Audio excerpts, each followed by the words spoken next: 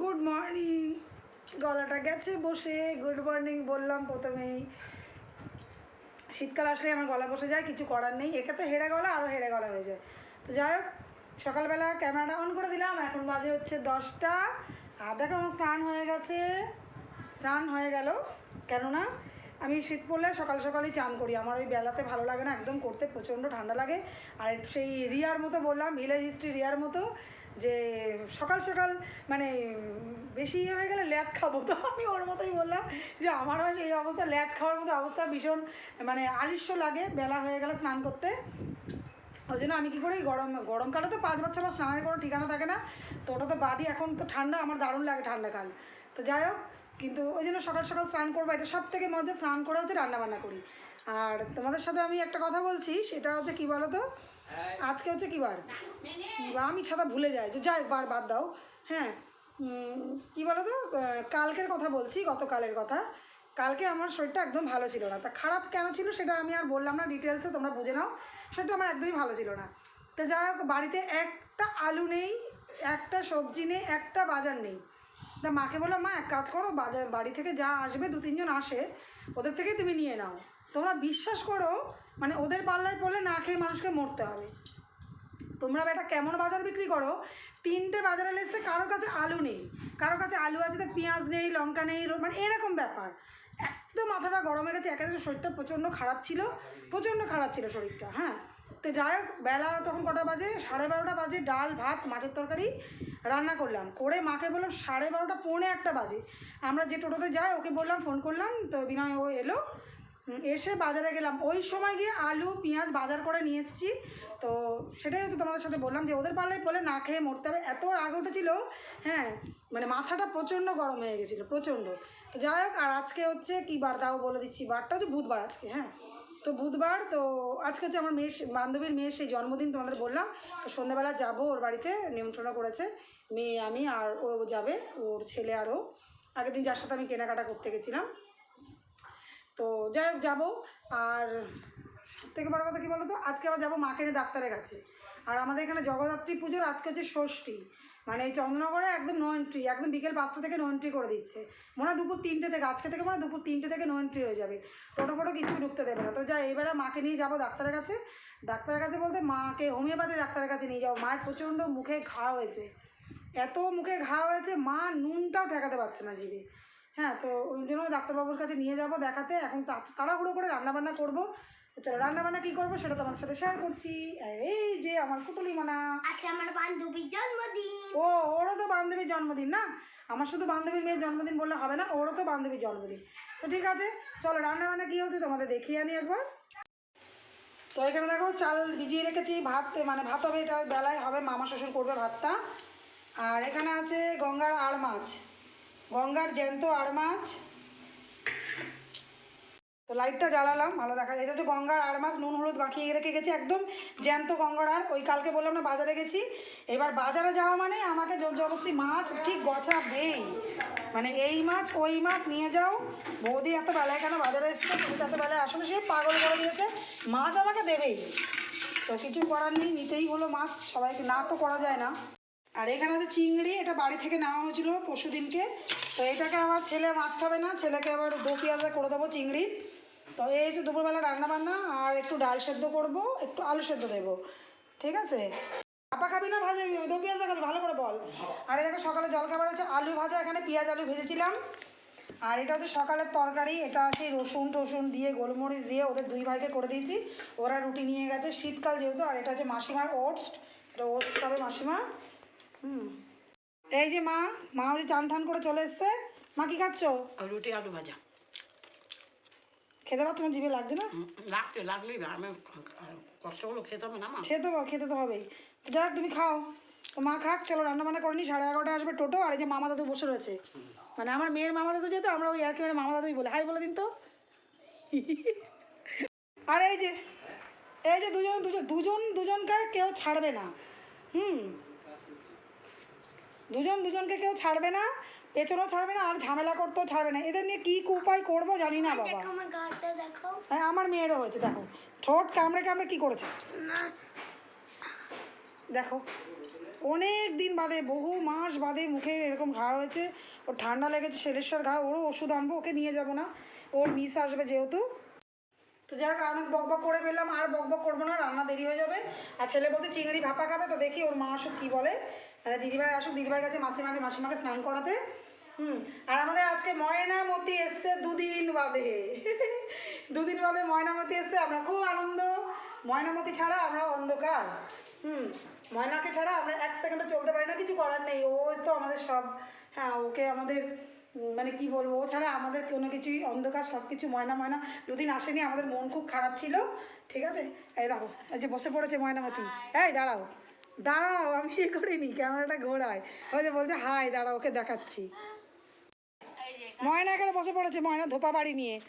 মেশিনে দিতে পারতো, মানে শুধু শুধু কেন গায়ে, দেখো কত কাচাকুচি, দেখো ও ভীষণ বদমাস, মেশিনে কাচতে চায় না। দেখো কতটি নিয়ে বসেছে, একদিনের কাঁচা। আর এই যে বললাম কালকে তোমাদের আলু 12 কিলো আলু নিয়ে এসেছি কালকে, ছোটো বড় মিশিয়ে 12-13 কিলো আলু নিয়ে এসেছি। তো ও আবার ধুলো, আমার যেটুকু দরকার ছিল ধুয়ে নিয়েছি। আমি মোটামুটি বাজার করে আনলে ওই বেশি, ওই ধুয়ে ঠুয়ে গুছিয়ে দেয়। তো আমি বাইরেটা তোমাদের একদিন দেখাবো, আমাদের উঠানটা অনেকটা বড়, কিন্তু খুব একটা মানে আধখাসরা গাছ লাগানো বলে না, জায়গাটা কম। ঠিক আছে, আর ওই লেবু গাছটা বলেছিলাম তোমাদের আমি নিচে লাগিয়েছি, তো দেখাবো সেটা। তো চলো, এখন আর কথা বলবো না, বাই বাই, পরে আবার ফিরে আসছি। হ্যাঁ, রান্নাবান্না করতে থাকি, তারপর আবার ফিরে।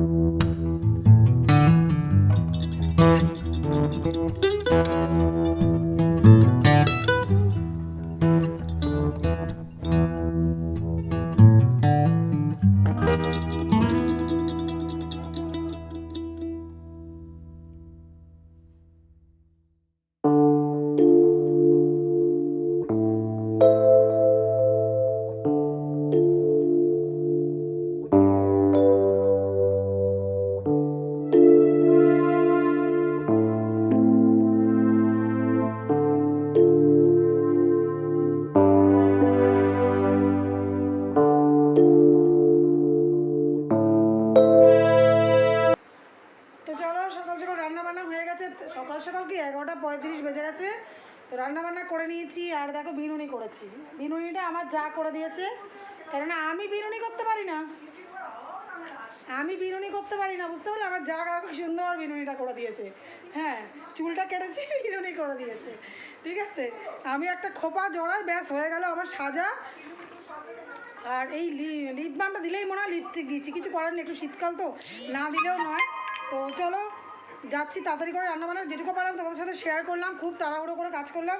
টোটো চলে এসছে, আর আমার সোনামা এখানে পড়তে বসেছে, ওর যা কাজ, ওর মিস আসবে। তো চলো, আমার টোটো চলে এসছে, মা উঠেও পড়েছে টোটোতে, আমিও বেরোচ্ছি। আর আমার সানগ্লাসটা আমার মেয়ে বেঁকিয়ে দিয়েছে, নেই দেখেছি। হ্যাঁ, আমার সানগ্লাসটা আমার মেয়ে বেঁকিয়ে দিয়েছে, সানগ্লাসটা গ্যাসে মনে হচ্ছে, দোকানে নিয়ে গিয়ে ঠিক করতে হবে। তো অন্যদিন আমি যখন একা যাবো তখন নিয়ে যাবো। এই যে আমার সোনামা দেখো, মাম্মাম পড়ছে, এই যে বই খাতা নিয়ে বসে পড়েছেন। শোনা, ওইগুলো আমি জামা কাপড়গুলো ঠিক করে দিও, মিস আসবে তো। হ্যাঁ, বাই করে দাও, বাই। ওই যে আমার মা বসে পড়েছে, চলো এবার আমিও উঠি। মাস্ক কই? আচ্ছা আচ্ছা, আমার হাতে আছে, দেখি মা ব্যাগটা ধরো তো, ব্যাগটা ধরো, ব্যাগটা ধরো। বর্ষা নিয়েছো তো? এই বিনয়, আজে বাজে কথা বলো নি। এই, আমি চালক, তুই চালক নয়। তুই সারথি। চালানো শুরু করে দিচ্ছিস। এসে গেছে একজন। কি ওর নাম কি? বিনয় ভালো নাম বলবে, উল্টো পাল্টা নাম বলবে না। তন্ময় চক্রবর্তী, বাহ গুড নাম। তো চলো যাই, আমরাও যাই, তোমাদের ঘুরিয়ে আনি। তাড়াহুড়ো করে ব্লগ বানালাম, তাড়াহুড়ো ব্লগ।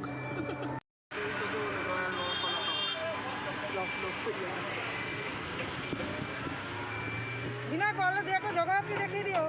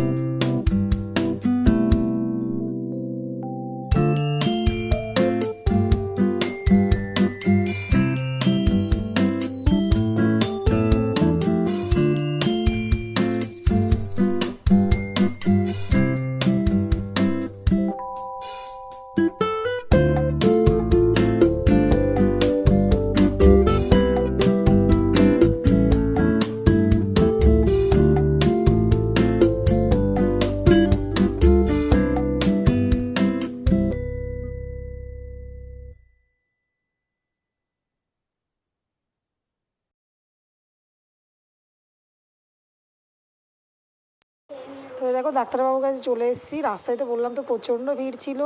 হ্যাঁ, তো যাই হোক, মাকে দেখছে, ডাক্তারবাবু দেখছে, মাকে চেক আপ করছে। উনি কিন্তু হোমিওপ্যাথি ডাক্তারবাবু, বুঝতে পারলে? তো ভীষণ ভালো নাম করা ডাক্তার, ওনার নাম হচ্ছে শুভময় মুখোপাধ্যায়। মানে আমার কাছে উনি ভগবান, কেননা আমার বেবি ওনার হাতে হয়েছে। তো সেই জন্যই কথাটা বললাম, একদিন তোমাদের সেই গল্পটা করব, তোমরা শুনো। তো মায়ের ডাক্তার দেখানো হয়ে গেছে, এবার বাড়ি ফিরছি। আর বাড়ি ফেরার পথে তো প্রচুর ঠাকুর পড়েছে।